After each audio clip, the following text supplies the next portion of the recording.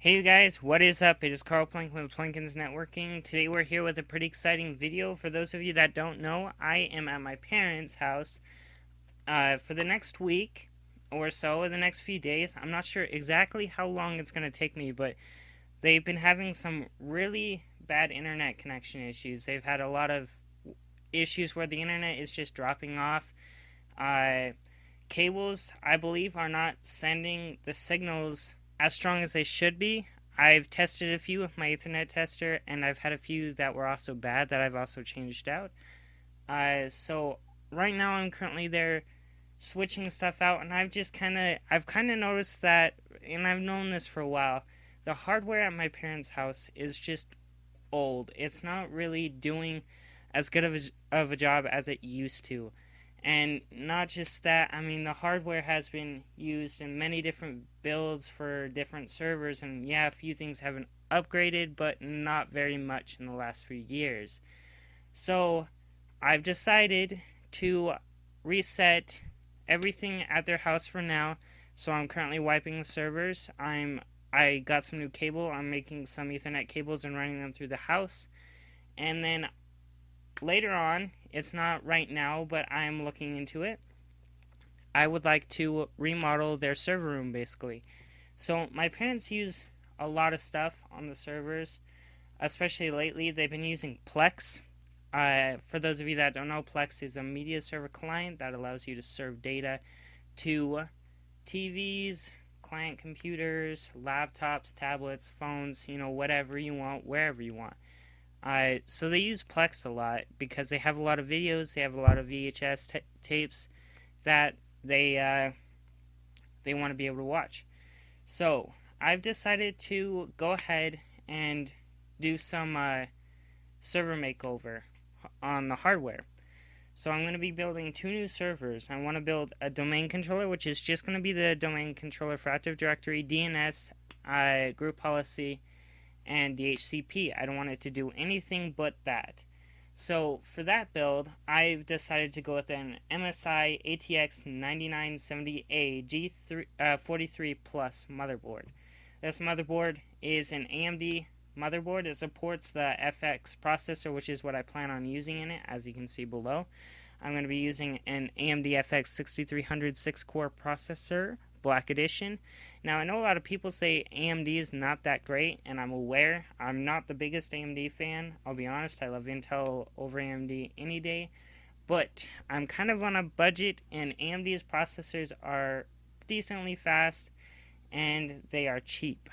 So I've decided to go with the 6300 and the 6-core model. So next, I'm going to be getting a Cooler Master Hyper 212 Evo. Now, I'm sure a lot of you have heard of this. This is a really popular cooler for a lot of different processors. It's supported for both Intel and AMD for many of their different processors. This is a decent cooler for the price, I believe. I believe it's $90. I'm not entirely sure. I think it's $90 with the processor. I don't remember exactly. So don't quote me on that.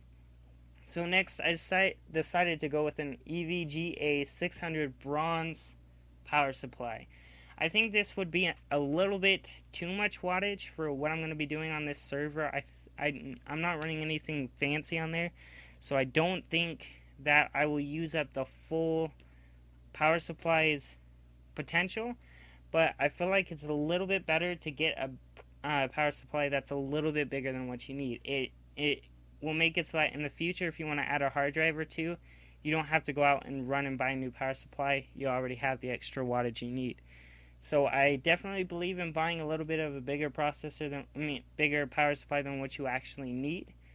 Then next, of course, a lot of you probably heard of this too, and I highly recommend it. I actually use Corsair Vengeance Pro RAM in my personal computer, and so I decided to go 16 gigabytes for this. Probably way overkill for just a small house domain controller, but not really too concerned about it. Like I said, I'd rather have too much than not enough. So we are going to be getting the Corsair Vengeance RAM. We're going to get 16 gigabytes of DDR3. Next, we're going on to the hard drive. Nothing fancy here. We're just getting a 1 terabyte 1X Western Digital Blue 500 gigabyte desktop hard drive. I'm not going to be doing any storage or anything on this server, so I doubt I will need anything bigger than 500 gigabytes, but like I said, better have a bigger hard drive than a smaller one. I would much rather have too much than not enough.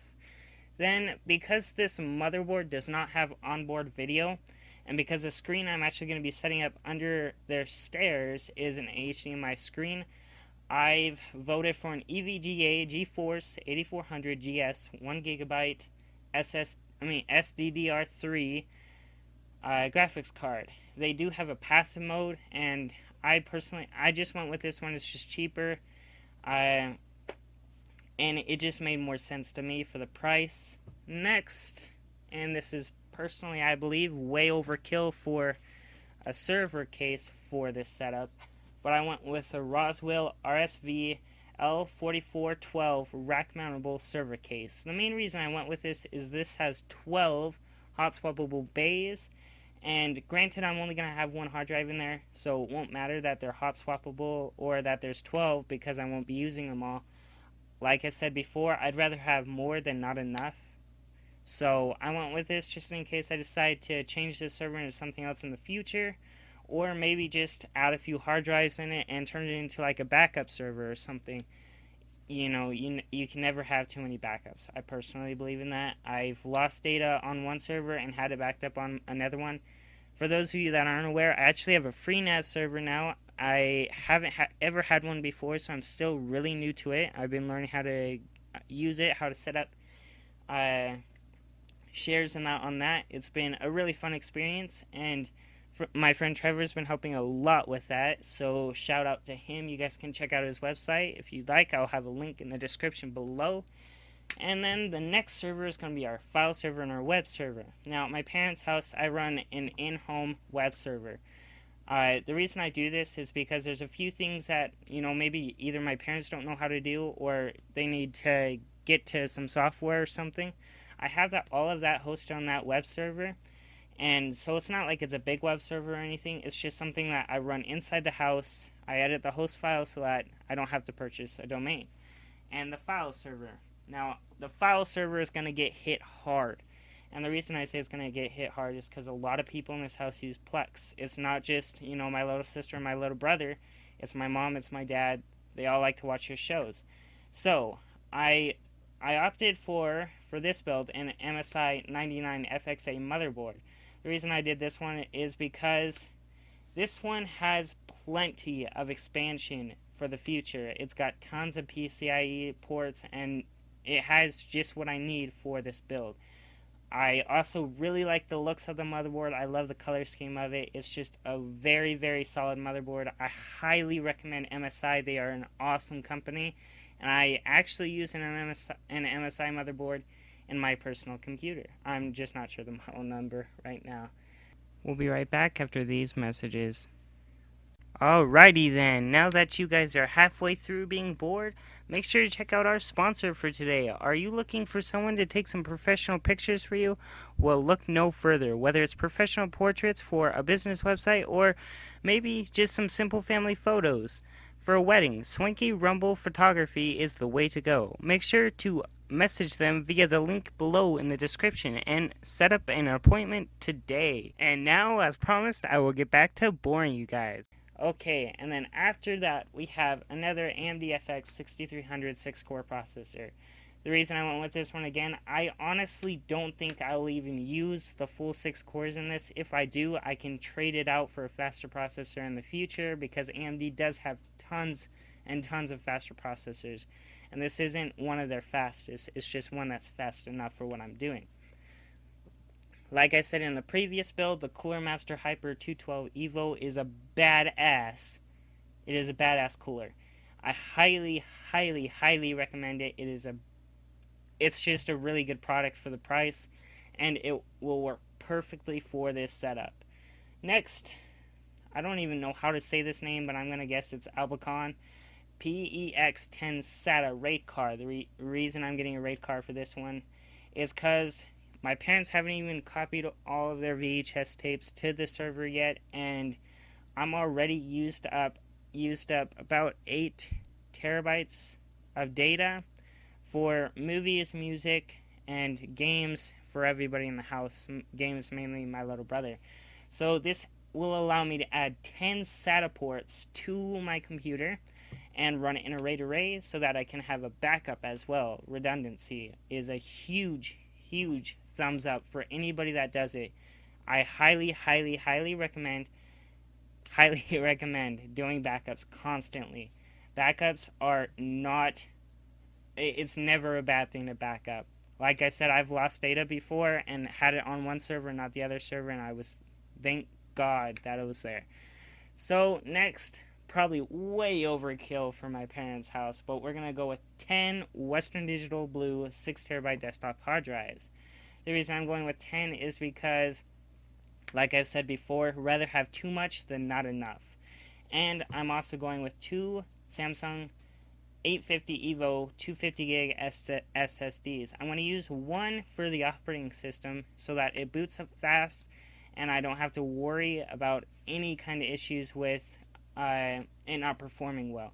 Then I went with the second one for the web server and the web server only, just because I am planning on making it so that my parents' house is where my website is actually hosted, just because if I'm going to build these, I feel like I should use it for a little bit more, and it's kind of overkill for what they're doing. Not only that, but I'm also probably going to run Plex on this server as well.